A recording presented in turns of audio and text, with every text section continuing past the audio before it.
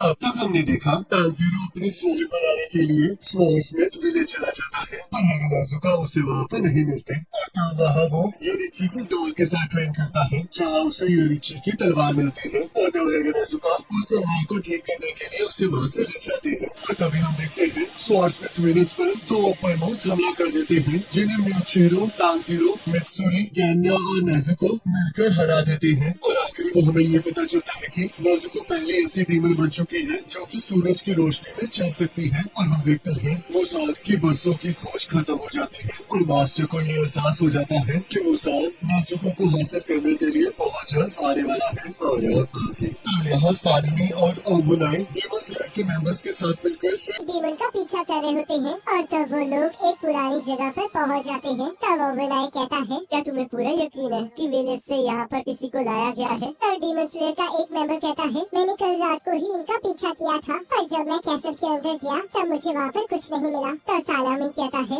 ऐसा कोई भी हवा में गायब नहीं होता बेवकूफ, आखिरकार तुमने उन्हें ऐसे गायब होने कैसे दिया? तब ओबुनाई कहता है, और आज भी एक लड़की गायब हो चुकी है। तो डीमन स्लेयर का मेंबर कहता है, हमने उस विलेज पर नजर रखी हुई थी, पर फिर भी हमारे नाक के नीचे ये सब कुछ हो गया। और तभी वो लोग देखते हैं कि एक डीमन एक लड़की को लेकर उस जगह जा रहा होता है। तब वो लोग भी उसका पीछा करने लगते हैं और उस डीमन को इस बात का एहसास हो जाता है। तब वो डीमन कहता है, मुझे इन्हें पहले ही मार देना चाहिए था, पर अब इसका कोई फायदा नहीं है। और तब वो कैसल के अंदर चला जाता है। तब वो चारों भी डीमन का पीछा करते हुए अंदर चले जाते हैं, जहाँ हम देखते हैं उनके आसपास बहुत सारे डीमंस होते हैं। तभी एक डीमन से मेंबर पर हमला कर देता है। हम देखते हैं ओबुनाई उनसे बचा लेता है। तभी बाकी डीमंस भी उन सभी पर हमला कर देते हैं और ओबुनाई और सानामी उन्हें मारना स्टार्ट कर देते हैं। और हम देखते हैं कि डीमंस मेंबर्स को उन डीमंस के साथ लड़ने में प्रॉब्लम हो रही होती है, पर सानामी और ओबुनाई उन्हें बहुत आसानी से मार देते हैं। तब ओबुनाई कहता है, तुम दोनों वापस चले जाओ, मैं और विंड हाशिरा इसे संभाल लेंगे। तब वो दोनों मना करने लगते हैं।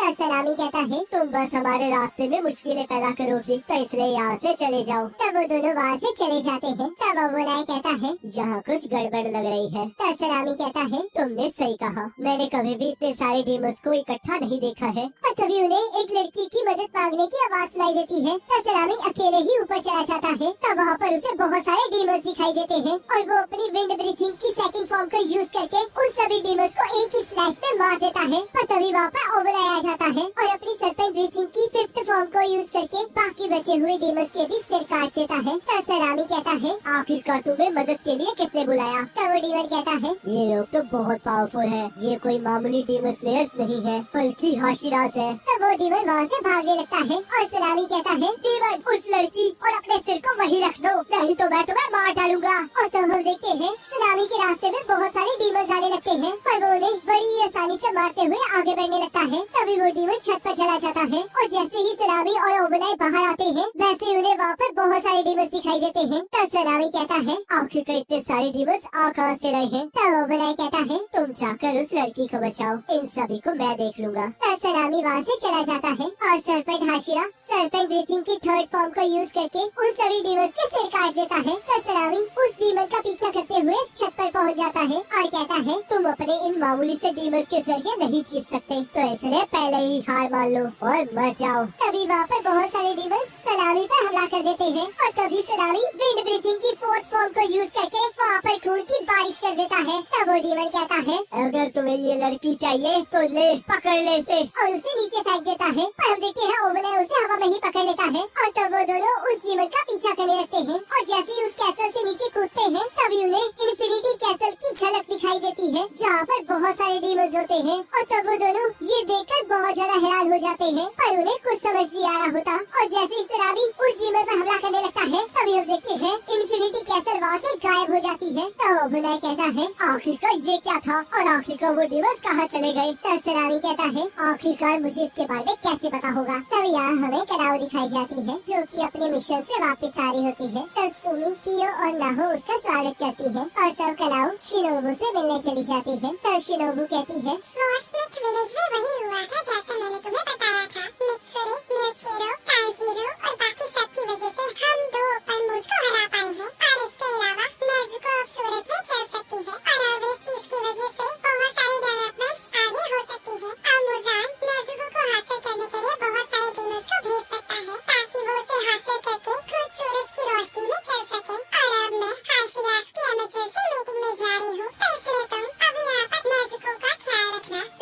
ताजीरो कहता है कि सच में वो लोग अपने विलेज को चेंज कर रहे हैं, क्या विलेज में सब लोग ठीक है? तब गोटो कहता है मुझे इसके बारे में ज्यादा जानकारी तो नहीं है, पर क्योंकि उन्हें खतरा है कि डीमंस कभी भी उन पर हमला कर सकते हैं, तो वो लोग जल्द से जल्द उस जगह को रिस्टोर करके नई जगह पर जा रहे हैं। पर ये तो कमाल की बात है कि 2 अपर मून के बाद वहाँ पर कोई नहीं आया, जिससे चीजें और ज्यादा नहीं बिगड़ी। पर अपर मून सच में बहुत ज्यादा खतरनाक थे। डीमन स्लेयर कॉर्प्स के पास ऐसी सिचुएशन के लिए बहुत सारे खाली विलेजेस हैं, तो इसलिए अगर ऐसा कुछ होता है तो स्वॉर्ड्समिथ विलेज के लोगों को वहाँ पर जल्द से जल्द ट्रांसफर कर दिया जाएगा। और 1 मिनट रुको, क्या तुम्हें पूरा यकीन है कि 7 दिनों तक बेहोश होने के बाद तुम्हें इतना सारा खाना खाना चाहिए? ये बिल्कुल ठीक है, क्योंकि मित्सुरी ने कहा था कि उसने भी बहुत सारी चीजें खाई थी। अगर तुम मुझसे पूछो तो वो लड़की एक एक्सेप्शनल केस है। क्या ये सच है कि लव हाशिरा और मिस हाशिरा 2 दिन की स्लीप के बाद तीसरे दिन रिकवर हो गए थे? तुमने सही कहा, और मैं इस वजह से उनकी बहुत ज्यादा रिस्पेक्ट करता हूँ। और अब तुम भी धीरे धीरे उनके लेवल तक पहुँच रहे हो। और कहता है, और मैं इस बात से बहुत ज्यादा खुश हूँ कि सभी लोग बच गए हैं। पर मुझे एक चीज बताओ, मैंने सुना तुम्हारी बहन के साथ कुछ कमाल की चीज हुई है, क्या वो अब ठीक है? वो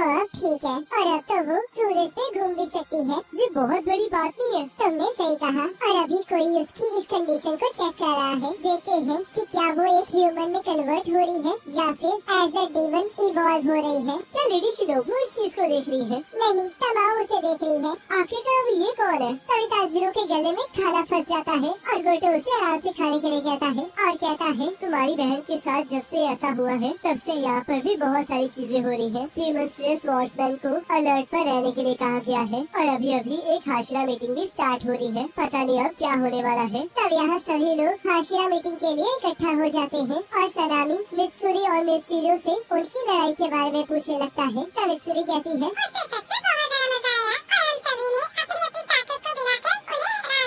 सनामी कहता है काश मैं भी वहाँ पर होता। आखिरकार क्यों मुझे अपर रैंक डीमन नहीं मिलते? तब ओबोनाई कहता है तुम्हें इस चीज को तकदीर पर छोड़ देना चाहिए। और मिचिरो और मित्सुरी, तुम लोग अब कैसे हो? तब मित्सुरी कहती है और सोचती है।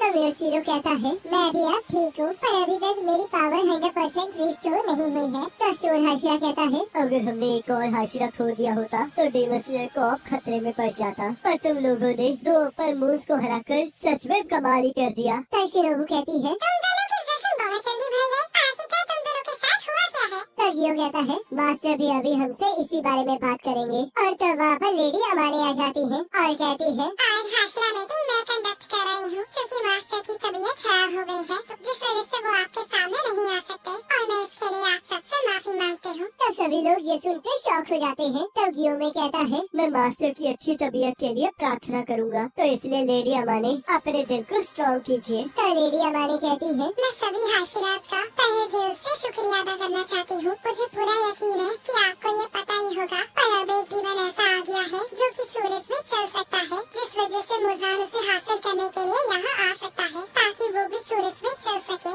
अब बहुत जल्द एक बड़ी लड़ाई स्टार्ट होने वाली है। अपर मून 4 और 5 के साथ लड़ते हुए मित्सुरी और मिचिरो को एक यूनिक मार्क मिला है। तो क्या आप हमें बता सकते हैं कि आपको ये मार्क किन कंडीशंस में मिले हैं? तब ये सुनकर मित्सुरी और मिचिरो दोनों हैरान हो जाते हैं। तो लेडी अमाने कहती है सेंगोकू पीरियड में एक स्वॉर्ड्समैन था जो कि मुजान को हराने के कगार तक पहुंच चुका था, और वो swordsman first breathing style use करता था। कहा जाता है कि उस टाइम के सारे स्वॉर्ड्समैन पर ऐसे ही यूनिक टाइप के मार्क्स थे। तब सनामी कहता है मैं तो ये पहली बार सुन रहा हूँ, आखिरकार हमसे ये छुपाया क्यों गया? बहुत से ऐसे स्वॉर्ड्समैन थे जिन्हें वो मार्क नहीं मिला था, और उन्होंने उस मार्क को हासिल करने के लिए खुद को बहुत सारी यातनाएं दी, जिस वजह से इसे छुपाया गया। मार्क्स के रिलेटेड बहुत सारी डिटेल्स अभी पता नहीं है, और उस टाइम शायद उसे इतना ज्यादा इम्पोर्टेंट ना समझा गया हो, या फिर ये इन्फॉर्मेशन कहीं लॉस्ट हो गई है, क्योंकि उस टाइम डीमन स्लेयर कॉर्प्स कई बार खत्म होने की कगार तक पहुंच गया था। और आज हमारे पास उस टाइम का एक ही रिकॉर्ड प्रेजेंट है, जिसमें कहा गया है कि जब एक पर्सन को ये मार्क आता है तब उसके आसपास के लोगों पर भी ये मार्क आना स्टार्ट हो जाता है। तभी मास्टर का बेटा कहता है और ये सारी चीजें फर्स्ट ब्रीथिंग यूज करने वाले पर्सन नोट्स में लिखी है। इस जनरेशन में जिसे सबसे पहले मार्क मिला है वो तो इस टाइम हाशिरा भी नहीं है, और उसका नाम ताजीरो कामाडो है। पर जब हमने उससे इस बारे में पूछा तब वो इसके बारे में कुछ खास नहीं बता पाया, और अब ताजीरो के अलावा 2 हाशिराज पर भी ये मार्क आ चुका है। तो प्लीज मित्सुरी और मिचिरो हमें इसके बारे में बताइए। तब मित्सुरी अपनी लड़ाई के बारे में बताने लगती है, पर किसी को भी कुछ समझ नहीं आ रहा होता। तब सबके दिमाग हिल जाते हैं। तब मित्सुरी सबसे माफी मांगती है और हम देखते हैं वो तानजीरो की तरह कुछ भी समझा नहीं पाती। तब योशिरो कहता है तो चलो फिर मैं कुछ कहना चाहूँगा। वैसे मुझे ये तो नहीं पता कि ये मार्क कैसे आया, पर जब मैं अपनी लड़ाई के बारे में सोच रहा हूँ तब मुझे कुछ चीजें याद आ रही हैं जो कि बिल्कुल अलग थी। मेरे हिसाब से जब तक कुछ कंडीशंस पूरी नहीं होती तब तक ये मार्क अपीयर नहीं होता। तो मैं तुम सबको अब बताता हूँ कि ये मार्क कैसे लाया जा सकता है। पिछली लड़ाई में मुझे जहर दे दिया गया था जिस वजह से मैं मूव नहीं कर पा रहा था और मैंने पॉइजन को रोकने के लिए अपनी ब्रीथिंग टेक्निक यूज की और तभी वहाँ पर एक लड़का आ गया जिसने मुझे बचाने की कोशिश की। पर जब वो लड़का मरने वाला था तब मेरी पुरानी मेमोरीज वापस आ गई और मेरे अंदर इतना गुस्सा भर गया कि मैं अपने इमोशंस पर काबू ही नहीं कर पाया। मेरे हिसाब से मेरी उस time heart beat 200 beats per minute थी और इसके अलावा मेरे बॉडी का टेम्परेचर 102 डिग्री से भी ज्यादा था। तो शिनोबू कहती है आखिरकार तुम ऐसी सिचुएशन में हिल भी कैसे पा रहे थे? ये तो सच में बहुत ज्यादा खतरनाक होगा ना? तुमने सही कहा और यही वो सिचुएशन है जहाँ हमें वो मार्क मिला था। अगर आप उस सिचुएशन में जिंदा बच जाते हो तो आपको वो मार्क मिल जाएगा, पर अगर आप उस सिचुएशन में मर जाते हो तो आपको वो मार्क नहीं मिलेगा। तो लेडी हमारी कहती है पर आखिरकार तुम्हें कैसे पता था कि तुम्हारी बॉडी का टेम्परेचर 102 डिग्री से ज्यादा था? एक बार जब मुझे फीवर था तो बटरफ्लाई मेंशन में थर्मामीटर से मेरा टेम्परेचर चेक किया गया था जो कि 102 डिग्री था और जब मेरे ऊपर मार्क अपीयर हुआ तब उस टाइम भी मुझे सेम ही हीट महसूस हो रही थी। तो सलामी कहता है कि ये सच में इतना आसान हो सकता है। तुम्हारा तो इतना सिंपल माइंड है कि तुम्हें ये सब कुछ सिंपल लग रहा है। मुझे तो तुमसे जलन हो रही है। जिसे सुनकर सलामी को गुस्सा आ जाता है। तो शिनोबू कहती है तो इसका मतलब हाशिराज को जल्द से जल्द अपनी बॉडी पर ये मार्क हासिल करना होगा। तब गियोमे कहता है ठीक है, तो फिर हम एक ऐसा रास्ता ढूंढते हैं जिससे हमें ये मार्क मिल सके और आप प्लीज मास्टर को बता दीजिए कि वो ज्यादा चिंता ना करें। तो लेडी हमारी कहती है थैंक यू।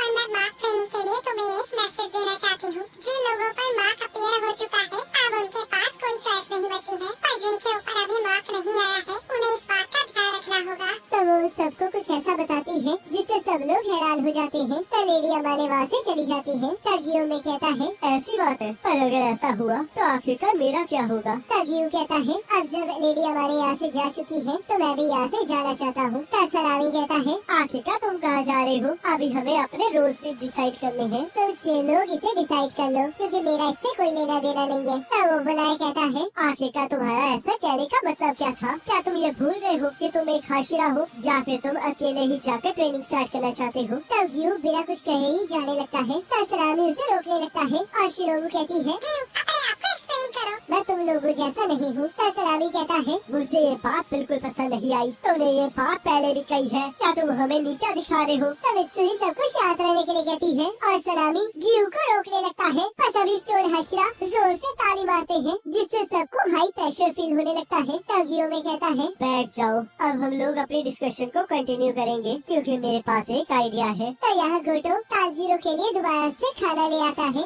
और कहता है आखिरकार वो तीनों छोटी बच्ची है और तुम्हारी बहन कहाँ है? और मैंने तो आयोई को भी नहीं देखा। तो तानजीरो कहता है इस टाइम डेमन स्लेयर स्वॉर्ड्समैन कोई भी ज्यादा जख्मी नहीं है तो इसलिए वो नेजुको के साथ खेल रही है और उन्हीं की वजह से नेजुको भी थोड़ा थोड़ा बोलना सीख गई है। ये तो बहुत अच्छी बात है, पर जब वो येलो बालों वाला लड़का यहाँ पर आएगा तो यहाँ पर बहुत मुसीबत होने वाली है। तब हम देखते हैं जेनित्सु मिशन से वापस आ जाता है। तब सुमी, कियो और नाहो जेनित्सु से मिलने आ जाती है और उसे मिशन पूरा करने के लिए थैंक यू कहती है। तो जेनित्सु खुश होकर कहता है मुझे बहुत ज्यादा खुशी हुई कि तुम तीनों मुझसे यहाँ पर मिलने आई, पर ये मिशन सच में बहुत ज्यादा मुश्किल था। मुझे तो लगा था मैं मर जाऊंगा, तब मुझे ख्याल आया कि अगर मैं मर जाऊंगा तो तुम तीनों उदास हो जाओगी, जिस वजह से मैं उस मिशन को पूरा करके वापस आ गया। तुम मेरे बिना उदास थे ना? तब वो तीनों मना कर देती है जिससे जेनित्सु शॉक हो जाता है। तब कियो कहती है हमें खुशी है कि तुम जिंदा वापस आ गए। तो आयो भी खेलते हुए बाहर आ जाती है। तो जेनित्सु कहता है आयोई